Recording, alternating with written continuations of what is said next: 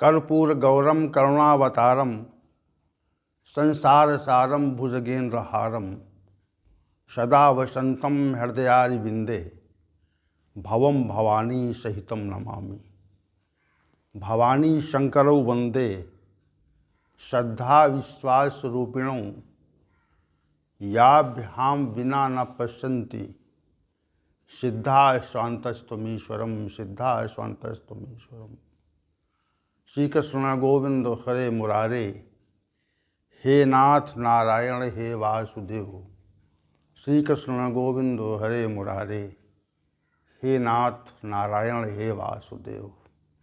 वसुदेव सुतम देवम कंस चाणूरमर्दनम देवकी परमानंदम श्री कृष्णं वंदे जगद्गुरुं कृष्णं वंदे जगद्गुरुं। कृष्णाय वासुदेवाय हरे परमात्मने प्रणत क्लेशनाशाय गोविंदाय नमो नमः। गोविंदाय नमो नमः। हम सभी विशिष्ट महानुभाव भगवद गीता के इस विशेष ज्ञान सत्र में उपस्थित होकर के भगवान श्री गोविंद के मुखार बिंदु से प्रस्फुटित भगवद गीता ज्ञान की चर्चा के श्रवण के लिए उपस्थित हुए हैं। हमारा उद्देश्य यही है कि हमारा कल्याण कैसे हो, जीवन में ये उद्देश्य बन जाए। हमारा कल्याण कैसे होगा, तो फिर हमारा कल्याण हो जाता है। और जब तक इस पे विचार ही नहीं करते कैसे कल्याण होगा, तब तक कैसे हम कार्य कर सकते हैं, दिशा में नहीं कर सकते। हम जब ये विचार कर लेते हैं कि हमारा कल्याण कैसे होगा, तो उस दिशा में कार्य करते हैं। तो हम लोगों ने अपने कल्याण के विषय के संबंध में विचार कर लिया कि हमारा जो भी कल्याण है, हमारे जीवन का जो वास्तविक उद्देश्य है, उसकी पूर्ति भगवद गीता ज्ञान से होगी। और इसी उद्देश्य को लेकर के हम सब यहाँ नित्य प्रति उपस्थित होते हैं। और अगर ये बात विनिश्चित नहीं होती कि हमारा कल्याण होगा, इससे नहीं होगा, तो हम क्यों उपस्थित होते हैं यहाँ पे। तो सभी लोग उपस्थित हैं और आज के सत्र को हम गति देना चाहते हैं भगवान श्री गोविंद की कृपा से, उनके आश्रय में बैठ कर के। तो हम सभी भगवद गीता ज्ञान पे चर्चा आरंभ कर रहे हैं। कल के सत्र में हम सभी ने श्लोक संख्या 19 अध्याय संख्या 18 श्लोक संख्या 19 पर चर्चा आरंभ की थी। श्री भगवान ने ये कहा कि ज्ञानम कर्म च कर्ता त्रिधैव गुण भेदतः प्रोच्यते गुण संख्याने यथावत शृणु तानि अपि। हे अर्जुन, ज्ञान कर्म और कर्ता गुणों के भेद से तीन तीन प्रकार के वर्णित किए गए हैं गुणों की संख्या करने वाले विज्ञान में। तो उनको मैं आपके सामने यथावत कहना चाहता हूँ। जैसा वर्णित किया गया, जैसा जैसा कहा गया, जैसा उस विज्ञान में ज्ञान कर्म और कर्ता के संबंध में कहा गया है, उसको मैं आपके समक्ष वर्णित करना चाह रहा हूँ। ये बात श्री भगवान ने कही।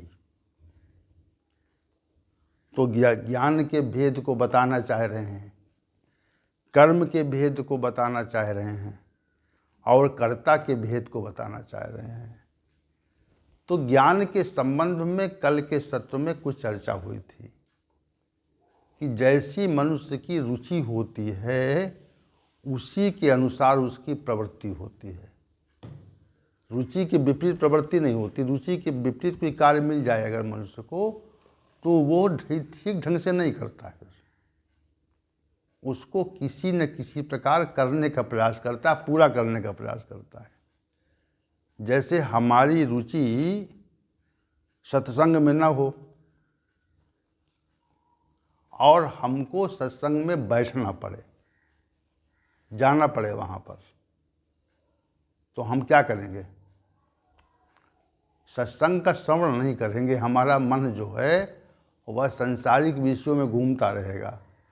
सत्संग में क्या बात हो रही, किस विषय को कहा जा रहा है, क्या वक्ता बता रहा है, इस पे ध्यान नहीं रहेगा। हमारा मन उस समय संसार के विषयों में, अनेक समस्याओं में घूमा करेगा। तो हम नहीं, रुचि हमारी नहीं है। और रुचि गुणानुसार होती है, ये बात भी स्पष्ट है। कल जो चर्चा हुई थी हमारी, कि हमारी जो रुचि होती है, हम जिस गुण से प्रभावित होते हैं वैसे हमारी रुचि होती है। जिस गुण से प्रभावित होंगे हम सात्विक गुण से प्रभावित होंगे तो सात्विक रुचि होगी, सात्विक कर्मों, सात्विक रुचि होने से हम सात्विक ज्ञान चाहेंगे। और अगर राजसी रुचि होगी तो हमारी प्रवृत्ति संसार में होगी, संसार को हम जानना चाहेंगे। और हम अगर तमोगुण से प्रभावित हैं, तमोगुण की प्रमुखता है, तो हमारी जो प्रवृत्ति होगी वह तामसी कार्यों में होगी, तमोगुणी कार्यों में होगी। ये निश्चित है, क्योंकि गुणों की प्रवृत्ति के अनुसार ही मनुष्य की रुचि होती है। ऐसा नहीं होता है कोई मनुष्य तमोगुण से प्रभावित हो और उसकी प्रवृत्ति जो है सात्विक हो जाए, आध्यात्मिक कार्यों करने लगे, ऐसा नहीं होगा। ऐसा हो ही नहीं सकता। तमोगुणी मनुष्य से सात्विक कर्मों की यज्ञ में उसको वो चला जाए और सत्संग में चला जाए, शास्त्रों का अध्ययन करे, सत्संग सुने, लोगों के साथ भगवत चर्चा करे, ऐसा नहीं हो सकता। ऐसा नहीं, ये नियम प्रतिकूल है, नियम नहीं है ऐसा। और नियम नहीं है तो कार्य भी नहीं है। तो जैसा मनुष्य जिस गुण से प्रभावित होता है वैसी ही रुचि होती है, वैसे ही ज्ञान को वो प्राप्त करना चाहता है। रुचि जो होती है वो गुणों के अनुसार होती है। रुचि जो होती है वो गुणों के अनुसार ही होती है मनुष्य की। बिना गुणों के आधार पर रुचि नहीं होती। सात्विक मनुष्य को यदि आप किसी दुष्कर्म में लगाना चाहेंगे तो बाध्यतावश तो लग जाएगा। वो ये बाध्यता है, वो अशास्त्रीय और असामाजिक कर्म करने की बाध्यता हो सकती है, उसकी रुचि नहीं हो सकती। उसको खेद होगा, प्रायश्चित होगा, उसको पश्चाताप होगा कि हम क्या कर रहे हैं, ये क्यों, ऐसा क्यों होता है? क्योंकि वह सात्विक गुण से प्रभावित है। उसकी रुचि दुष्कर्म में नहीं हो सकती। सात्विक गुण से प्रभावित मनुष्य है कि प्रवृत्ति विशेष संसार में भी नहीं होती। संसार की वस्तुओं को प्राप्त करना, उनको ग्रहण करना, उनको प्राप्त करने का प्रयास करना, उसकी प्रवृत्ति संसार में भी नहीं होती। संसार से वो निवृत्ति चाहता है। संसार से वह दूर भागना चाहता है, उससे निवृत्त होना चाहता है। क्योंकि गुण ही, जिस गुण से प्रभावित होगा मनुष्य, वो गुण उसको उसी प्रकार के कर्म करने के लिए बाध्य करेंगे। बाध्यता है। अगर तमोगुणी मनुष्य चाहे कि समय से ब्रह्म मुहूर्त में उठ करके ध्यान, पूजन, पाठ करे तो नहीं कर सकता, वो कर ही नहीं पाएगा। क्योंकि गुणों का जो प्रभाव होता है वो मनुष्य के शरीर पे पूरी तरह से होता है। आंतरिक रूप से भी होता है, बाह्य रूप से भी होता है।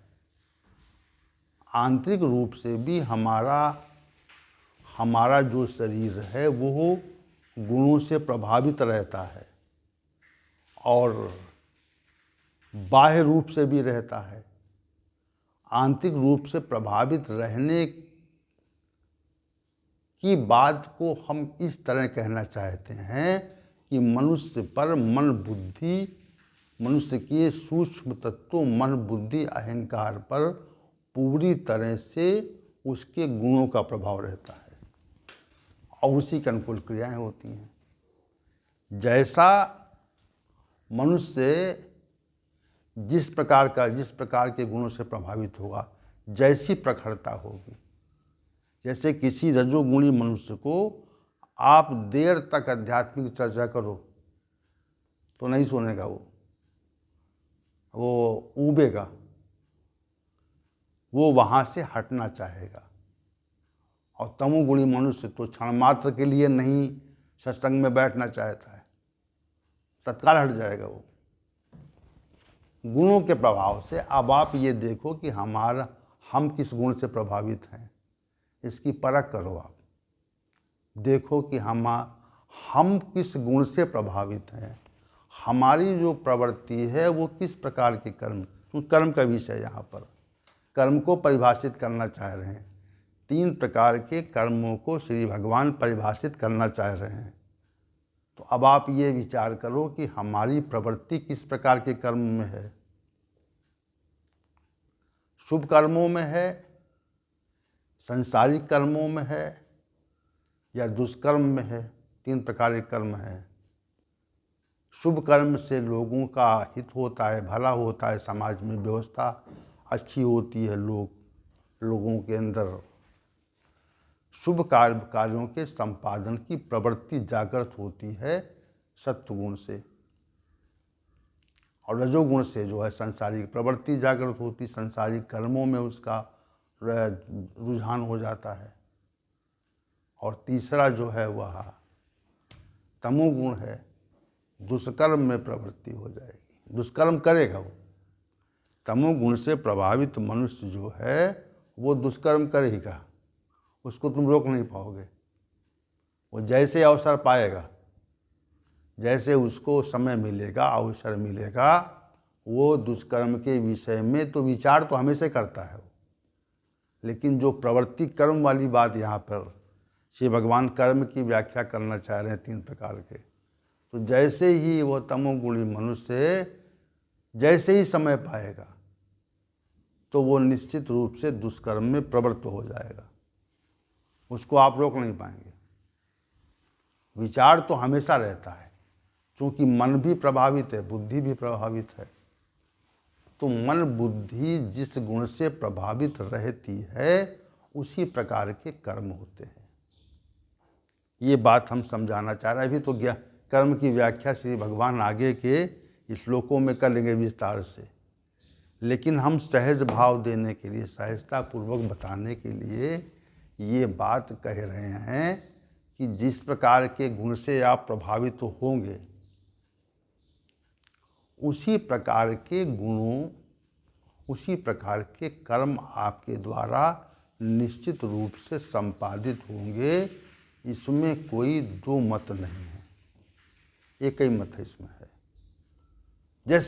जैसे मनुष्य जैसे कर्म से जैसे गुण से प्रभावित होगा, सात्विक गुण के से प्रभावित मनुष्य कभी भी दुष्कर्म की ओर नहीं प्रवृत्त होता।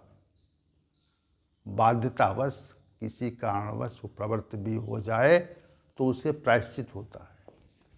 और तमोगुणी जो मनुष्य है वह दुष्कर्म की ओर ही प्रवृत्त रहता है, उसको दुष्कर्म अच्छे लगते, असामाजिक कर्म अच्छे लगते, अनैतिक कर्म अच्छे लगते, लोगों का अहित करके उसको आनंद का आभास होता है, लोगों को प्रताड़ित करके उसको अच्छा लगता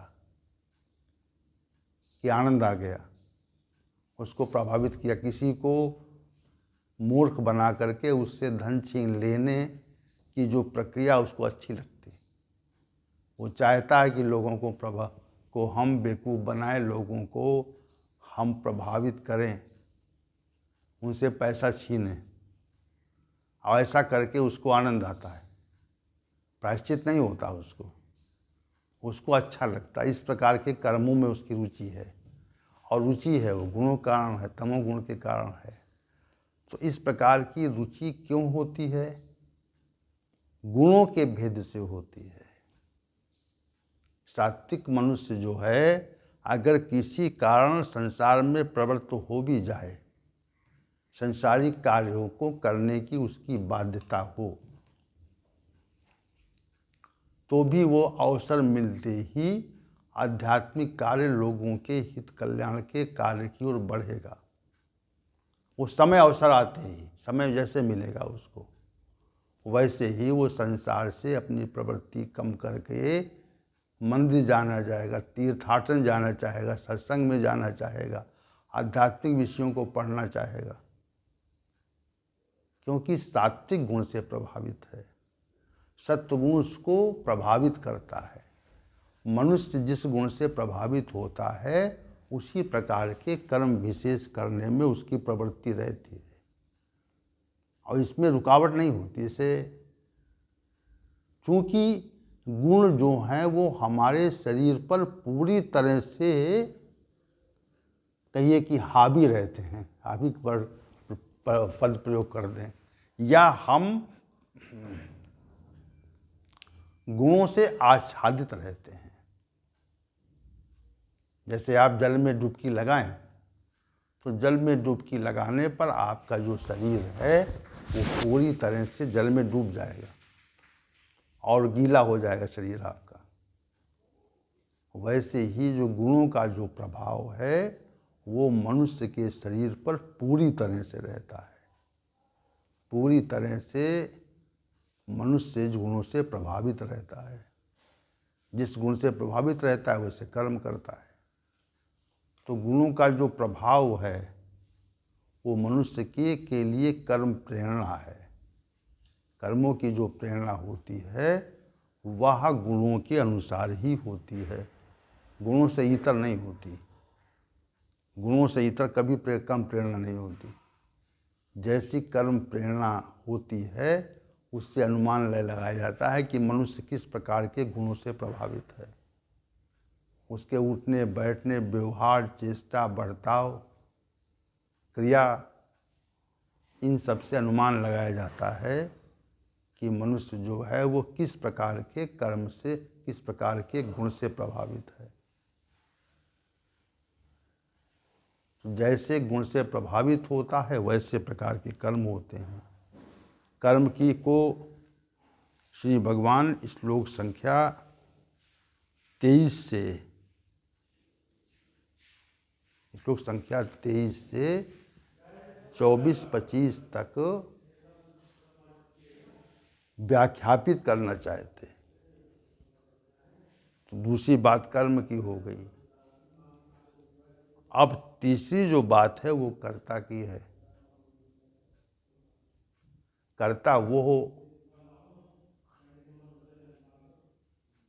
वो व्यक्ति है जो कर्मों का संपादन करता है।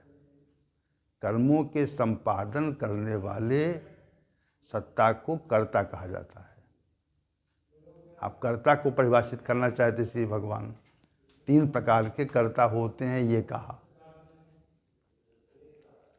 आप 3 प्रकार के कर्ता की तो परिभाषा जो भेद है वो आगे है, लेकिन हम गुणों के आधार पर, गुण संख्या ने कहा है ना, गुणों की संख्या करने वाले शास्त्र में कहा है कि गुणों की संख्या करने वाले शास्त्र में गुणों के भेद से कर्ता भी 3 प्रकार के होते, सात्विक कर्ता, राजसी कर्ता और तामसी कर्ता। अब हमारी जो क्रियाएं हैं, हम जिन क्रियाओं का संपादन करना चाहते हैं, उन क्रियाओं का संपादन हमारे द्वारा होता है। वो क्रियाएं कैसी हैं जिसके हम कर्ता है, वो क्रियाएं कैसी हैं। तो क्रियाओं के भेद से कर्ता की पहचान होती है। कर्ता की परख कैसे होती है? कर्ता की परख क्रियाओं से होती है। अब कोई व्यक्ति ऐसी क्रियाएं करे जो उचित हैं, शास्त्र सम्मत हैं, तो ये माना जाता है कि ये जो है सात्विक कर्ता है। सात्विक गुण से प्रभाव, सात्विक गुण का प्रभाव इसके ऊपर है, तभी ये शुभ कर्मों का संपादन कर रहा है। शुभ कर्मों का संपादन ऐसे अनायास नहीं होता है। कह दें कि सात्विक कर्ता, शुभ कर्मों का जो संपादन है कर्म के पश्चात करता है ना, तो शुभ कर्मों का जो संपादन है जो व्यक्ति के द्वारा, कर्ता के द्वारा किया जाता है, वो अनायास नहीं किया जाता है, वह गुणों के आधार पर किया जाता है। गुणों के आधार पर ही प्रत्येक मनुष्य कर्म का संपादन करता है। अगर क्रियाएं शास्त्र के प्रतिकूल हैं, शास्त्र से मेल नहीं खाती हैं, तो ये मानना चाहिए कि वो जो करता है वो जो है तमोगुणी है, रजोगुणी है। संसार में प्रवृत्ति विशेष की क्रियाएं हैं, अगर इस संसार में धन, ऐश्वर्य, प्रतिष्ठा, पद, विषय भोग प्राप्त करने का जो प्रयास है, ऐसी क्रियाएं हैं, तो समझना चाहिए कि ये जो करता है वो रजोगुणी है। रजोगुणी कर्ता निश्चित रूप से है, इसमें कोई दो मत नहीं है। चूंकि कर्ता के द्वारा ही कर्म संपादन होता है और कर्ता के द्वारा ज्ञानार्जन होता है,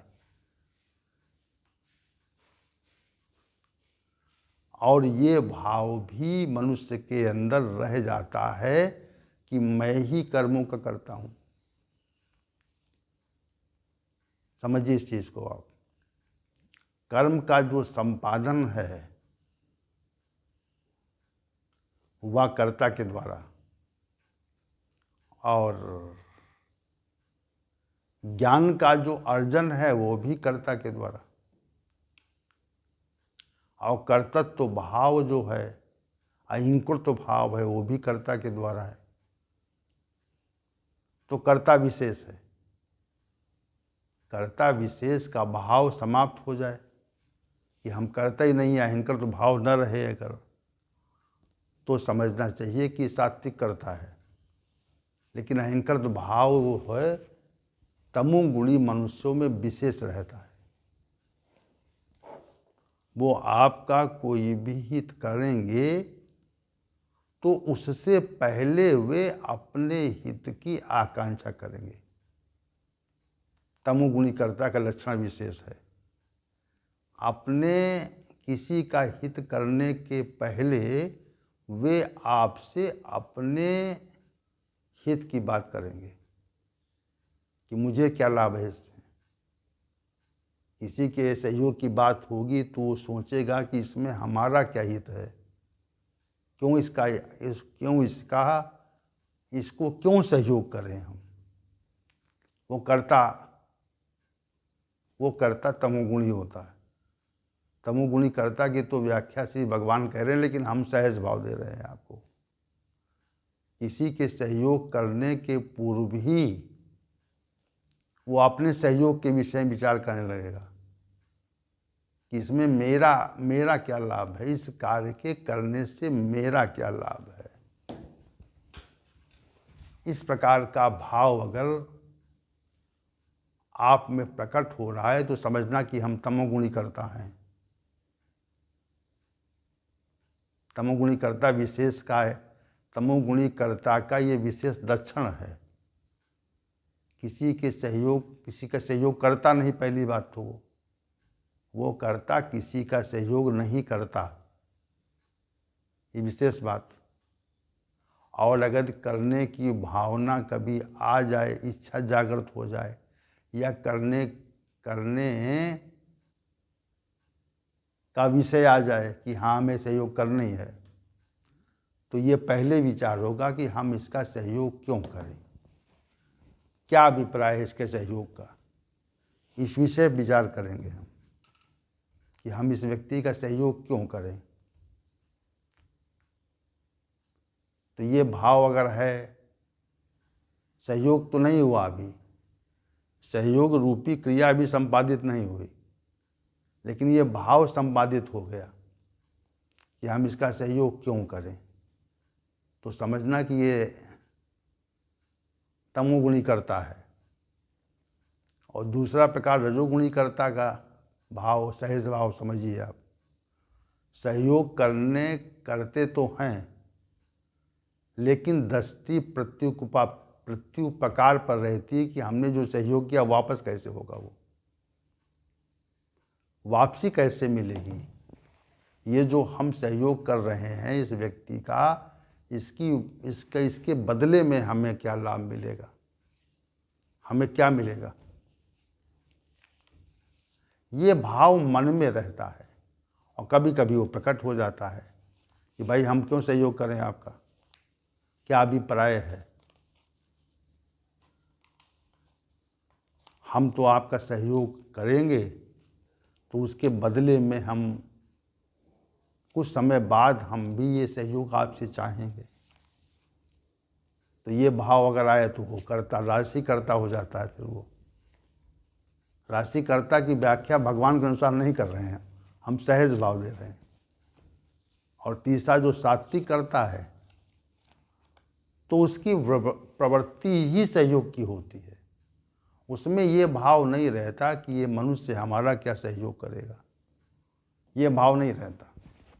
इस भाव का अभाव रहता है कि ये जिस मनुष्य की हम सहायता कर रहे हैं वह हमारी सहायता करेगा या नहीं करेगा, इस प्रकार के भाव का अभाव रहता है। विचार नहीं करता इस पे। सात्विक कर्ता इस विषय विचार नहीं करता कि हम इसका सहयोग कर रहे हैं तो इससे हमें कुछ लाभ मिल जाए। इस प्रकार के कर्ता को सात्विक कर्ता कहा जाता है। और सात्विक गुण प्रधान मनुष्य लोगों का सहयोग बिना किसी स्वार्थ के करते हैं, निष्पक्ष भाव से करते हैं। इसी को हम कहते हैं कि निस्वार्थ भाव से किया गया सहयोग है। चुपचाप सहयोग कर दिया जाए, कोई जान न पाए कि सहयोग हो गया इसकी सहायता हो गई, लोग जान ना पाएँ। हम किसी का सहयोग कर रहे हैं तो समाज के अन्य लोग न जान जाएं कि हम इसका सहयोग कर रहे हैं। सहयोग करके उसको विस्मृत कर देना, भूल जाना, तो ऐसे कर्ता तो अब नहीं मिलते। इस समय कम ही रह गए हैं कि लोग अनायास सहयोग कर देते हैं, बिना स्वार्थ के कर देते हैं। अगर ऐसा सहयोग किसी के व्यक्ति के द्वारा कभी किया जाता है तो ये जानना चाहिए कि वो मनुष्य सात्विक गुण से प्रभावित है और सात्विक करता है, सात्विक करता है।